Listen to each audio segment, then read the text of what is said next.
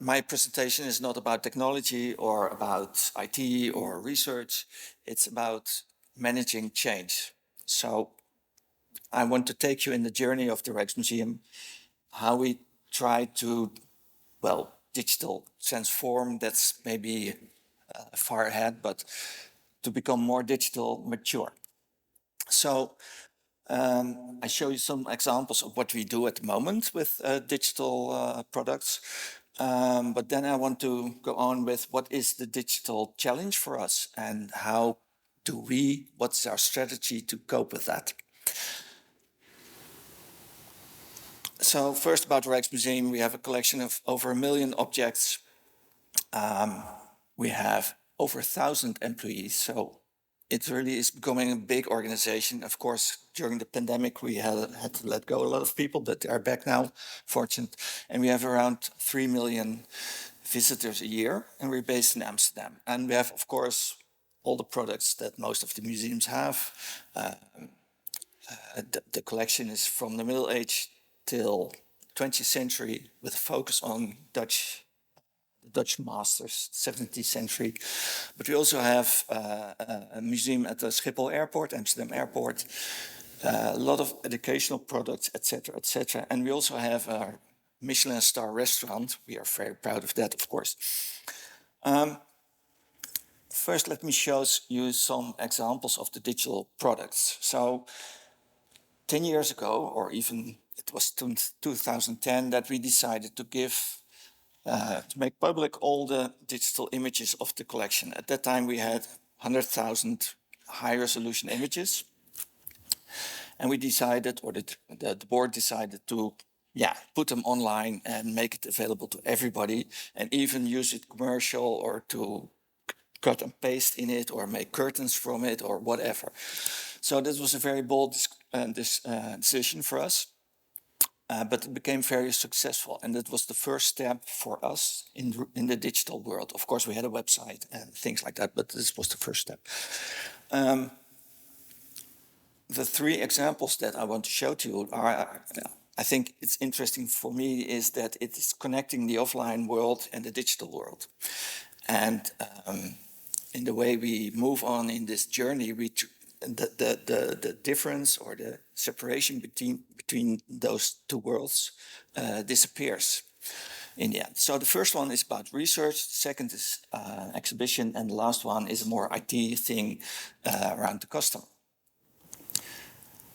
A couple of years ago, we started Operation Nightwatch. So the Nightwatch is our core piece, Rembrandt's masterpiece, 1642. It's the core of our museum.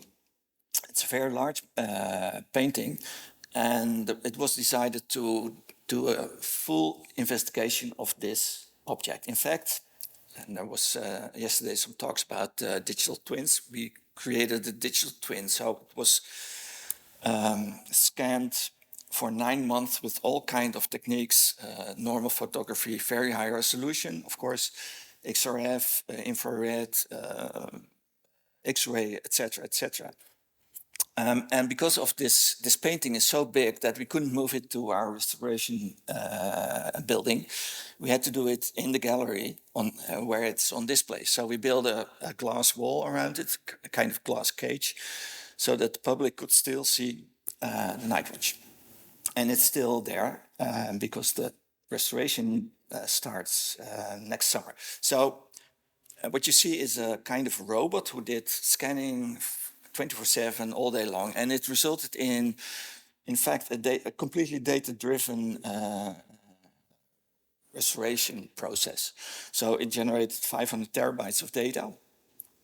It generated very high resolution pictures for our curators. But interesting is that we thought, okay, we should make that available to the public as well. But to see and examine these digital photos, you need some equipment. So we built a web-based version of this very large picture. It's 717 gig pixels wide, and made it available on the web, and it's still there. And we also made, with the same techniques on the website, the stories around it. So when you go to the website of Rijksmuseum, you can see in fact, the same information that our scientists or researchers have, or curators, but then explained or made accessible for the common public. And this very large picture is still online. So the second one is the Fere Exhibition, which was earlier this year. It was a very successful exhibition. It sold out 2 days after opening. 650,000 tickets were sold in just like minutes. And it was a very special exhibition because it contained 28 Vermeers, and he produced somewhere around 35 paintings, at least that we know of. So it was a once-of-a-lifetime experience. A great success. But at the same time, we constructed a way for all the people who couldn't come to experience the exhibition in a different way, but also in a very intimate way. And that was called Closer to Vermeer. And this is a short video about it. I hope it will. Yeah.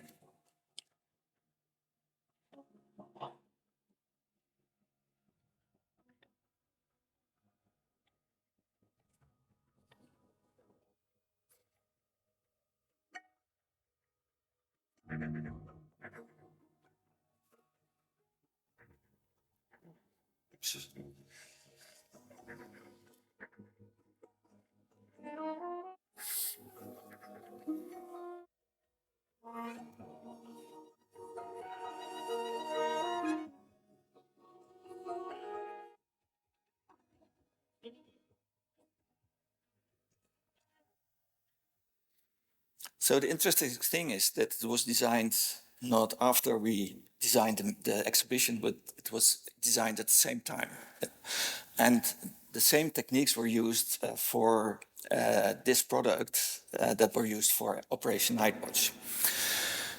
Now the third one is that we, after the pandemic, we decided we don't want to grow in the number of visitors, but we want to grow in the visitor experience. So 3 million visitors is good enough, but we want to give them the best experience. So that's very important for us.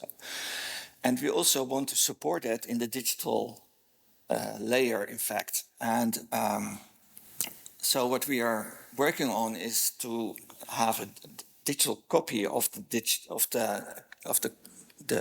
customer journey, so that it's seamless all the way from the first contact till the after their visit or whatever they do. But now, what is the digital challenge? So this is a picture of the Rijksmuseum just after it was built in 1885, and the building is still the same as it is now. It's maybe a little bit renovated, modernized, and the collection in the end is also the same. But what has changed is the environment. If you look closely, you could see the cows walking behind the museum. It was completely in the environment. And now it's in the center of the city. And not only this, the physical environment has changed, but also our visitors, our customers, the people have changed a lot. So you have a digital native generation coming. So that means that we have to change the way we operate, in fact. But how to prepare for something you don't know what will happen. So I was at the Gartner conference 4 weeks ago. It's a big IT conference in Barcelona. A lot of IT people there. And what was the main topic there? Any ideas? AI, of course, generative AI. So it was all over, all the presentation. I think it was 600 presentations. Word AI was in every presentation. Funny enough, I was there last year as well. There was no talk about AI, just a little bit. And the topic then was, and probably all forget about it, it was the metaverse.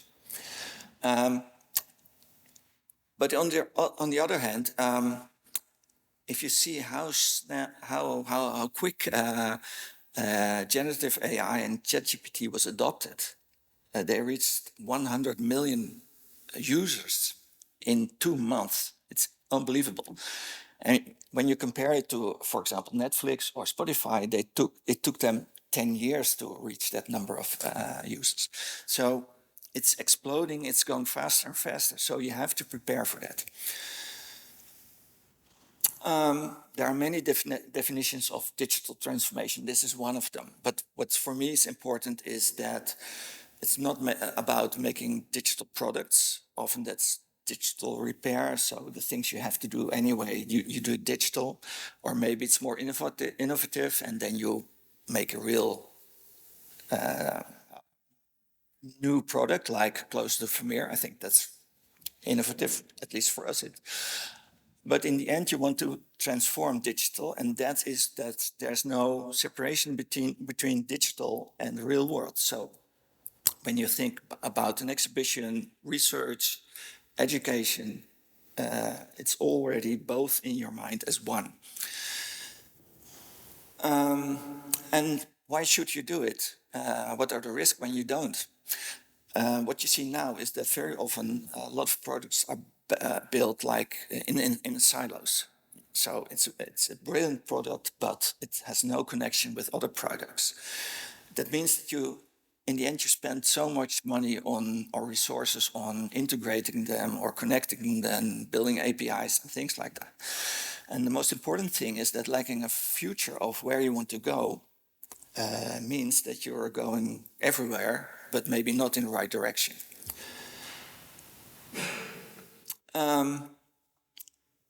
So we thought about how to get to the digital maturity because we think that's very important for us. And well, we think, and I thought Jeffrey mentioned it as well, that you shouldn't think about the products you want to produce, but you want to, what we say is our capabilities. You are collecting art, you have to have the capabilities to do that. You want to do educational programs, so you have to build the capabilities to do that, etc. And I think to get there, you first have to have a strategy. Then, of course, you have to renew your digital landscape. And then the next step, and I'll explain them now. So this is the mission of the Rijksmuseum, to connect people with art and history. And it's a beautiful mission. But it's not very helpful for your strategy and even for your digital strategy. So we designed a strategy on one page, and it's about the collection. That's what differentiates us from the rest of the world, and even differentiates us from other museums, of course, because every museum has its own unique collection. The second step is to build a connection based on that collection. And that can be everything, but it's connecting people with your collection, or with help of your collection. And third is the conversion. And that can be conversion commercially, so let them come back to the museum or sell them products or whatever. But more important is to connect them to the products you have and the stories you want to tell, and maybe connect the stories they want to tell with yourself. So traditionally, these are the products that are connected to these three cornerstones. So collection management, asset management system and research. For connection, you use the website, etc. And for conversion, you use retail or customer data platforms, etc. But then you're still thinking products in software and things like that. And we think that is not enough to really achieve your new organization. So flashback to what we did. The first thing we did was to renew our digital landscape. So we want to get rid of all the legacy systems, and we moved to the cloud. Unfortunately, it's not possible to move to an European open cloud. So, of course, we have to connect to the clouds of the big tech. Hopefully, in the future, that will be different, but for the moment, it wasn't. So in 2016, we decided to move to the cloud, and that gave us a lot of flexibility It's more scalable. It's more, in some way, it's more secure. At least it's resilient. But we also wanted to become more agile to react to everything that's happening around us.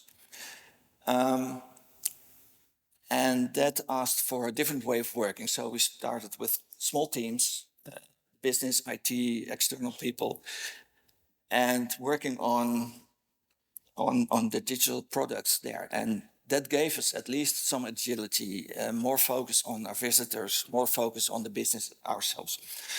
But for a real digital transformation, I think we have to rethink everything.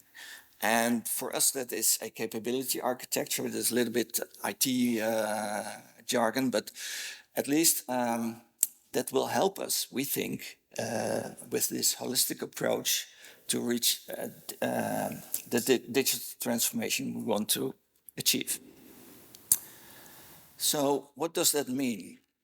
First of all, don't start working on a solution, don't start working on the product that's mentioned before. Think of what is necessary to achieve that goal. For us, that is thinking in business capabilities or capabilities. So what do you need to execute whatever you want to execute? We also introduced the value stream concept. So what you see here, probably you can't read it, but it's a value stream of collection management. But you also have a value stream of your museum itself, or selling tickets, or education, or your employee journey, things like that. And third, for IT departments, it's very important, not work on the solutions, not work on software, but work on domains. So with marketing, we have the domain, the customer. With education, we have the domain, a lot of young people, mainly. And when you organize in these domains, the expertise will remain in these teams, and you can not produce a product and then go and move on to the next product, but you can keep working on these products and you have more expertise in your organization. So this is our holistic view, in fact. What you see in the bottom, the 4 squares, are the traditional IT things. So technology, application landscape, data integration, etc., and business processes. What you see at the top is the strategy. That's, of course, still very important. Strategy, business goals, trends and innovations you see around you. And with this strategy, you make a roadmap, a strategic roadmap. And in this roadmap, you decide how to achieve the goals you want to achieve. And in the middle, you see, again, the value stream model, the business capabilities you need as an organization to achieve these goals. And on the right side, you see the initiatives or project portfolio. And there you can assemble all the projects you want to do to achieve your goals. Another way of looking at the same is when you do a product, we make a business model canvas. So in the center, you see collection, connection, conversion. But in one picture, we put everything together, the resources you need, the stakeholders, etc., and the people you're doing it for, the risks, etc., etc. And this makes it very easy to discuss with the organization, with the business, with external partners, what you want to achieve and how you are going to do it. Now, finally, everything comes together, and someone told me about fusion Gims, and I think it's a great concept. So at the top, again, the strategy. From strategy, you go to your business goals, your business capabilities, and then you have a project portfolio. And we installed a committee, a board, a digital board, who decides on all the projects in this portfolio. So does it help to achieve our goals? If it doesn't, why should we do it? And finally, from that, there are the projects, and we are trying to build what we call fusion teams. So small teams, but with all the expertise you need in that team, and the team stays on the project. So if we, implement something or build a new product, the team doesn't fall apart, but stays on this topic with all the expertise in it and can go on with producing new products or helping the business further on this point. And of course, very important is the talent you can keep in your organization, because it's very exciting to work in such a team. So in short, this is how we built our digital transformation. And of course, when thinking about digital transformation, I asked ChatGPT, okay, how would look digital transformation or the next disruption for the Rijksmuseum? And I uploaded a picture of the perfect user experience or visitor experience. You see a lady in a beautiful red dress standing before the night watch in a closed museum alone, and she's probably has the best experience. So I asked ChatGPT, okay, what can you make of it? And the first thing he did was an image with VR glasses and holograms. And so I said, no, our strategy is that we want to have to be high on technology outside the museum and low on technology inside the museum. So that's not possible for us. So make it more immersive. And this is what it was. Yeah. I don't think this will happen very soon in the Rijksmuseum. So for us, probably this is the best user experience. Thank you.